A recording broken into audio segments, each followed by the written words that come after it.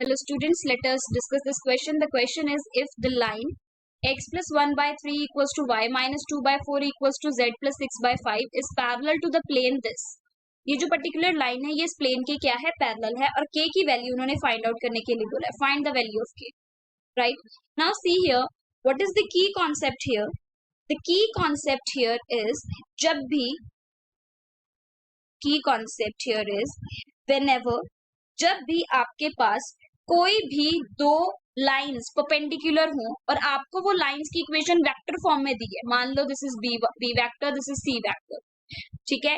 जब भी दो लाइंस जिनकी इक्वेशन आपको वेक्टर फॉर्म में पता है वो जब परपेंडिकुलर होती है तो उनका डॉट प्रोडक्ट हमेशा किसके इक्वल होता है? जीरो के इक्वल होता है. This is the basic concept जो यहाँ पर हम यूज करेंगे.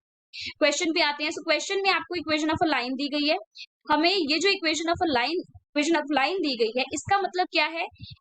This x plus 1 divided by 3 equals to y minus 2 by 4 equals to z plus 6 by 5.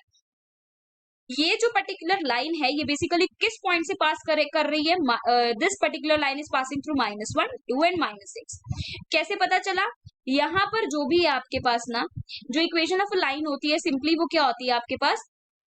Equation of a line is normally equals to x minus x1 upon a equals to y minus y1 upon b equals to z minus z1 upon c. जहां पर ये जो a b c होती है direction ratios होते हैं किसके? Line के. तो यहाँ पर जब आप b वेक्टर बनाओगे, let us form the b vector, तो वो क्या बनेगा? That is direction ratios. जो equation of line vector form में उसको कैसे रिप्रेजेंट करती हैं हम? डायरेक्शन रेशियोज के साथ. That is 3i cap plus 4j cap, this is 4j cap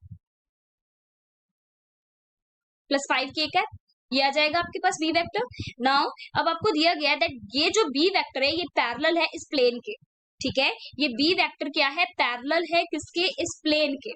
अब देखो, अगर ये इस प्लेन के parallel, equation of a plane क्या दी गई है आपको? 2x minus 3y plus kz is equal to 0. अब यहाँ पर ये जो पर्टिकुलर इक्वेशन आपको दी गई है, आपको पता है यहाँ पर n वेक्टर क्या है?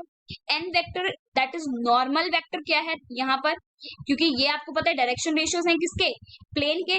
तो डायरेक्शन रेशियोज जो basically not plane, direction ratios of the normal है. तो नॉर्मल वेक्टर क्या आएगा आपके पास? 2i cap minus 3j cap plus k cap. ये जो आपके पास एक्स वाई जेड के कॉफिशिएंट्स होते हैं, इन एक्स वाई जेड के कॉफिशिएंट्स को बेसिकली हम डायरेक्शन रेशियोज बोलते हैं किसके? Of the normal to the plane. तो यहाँ पर एन वेक्टर क्या बन जाएगा? ये बन जाएगा. राइट. अब क्योंकि ये जो लाइन है ये पैरेलल है इस प्लेन के, तो डेफिनेटली उसके नॉर्मल क्या होगी? Perpendicular. That means B vector dot N vector should be equal to 0 using this particular concept.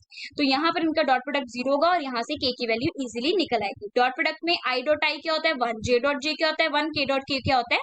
1. तो आपके पास क्या बनेगा? This is 3 2 6, 4 3 12, so 6 minus 12 and यहाँ पर है this is 5 into k, so this is 5k only. Right, this is k cap. ये हमारे पास है k into k cap. Right, k cap. So ये बनेगा आपके पास 5k plus 5k, this is equal to 0. तो ये कितना आ रहा है आपके पास? -6 plus 5k is equal to 0. और you can say that k is equal to 6 by 5. k की वैल्यू कितनी आ रही है आपके पास? 6 by 5. So this is your right answer. k is equal to 6 by 5. Clear?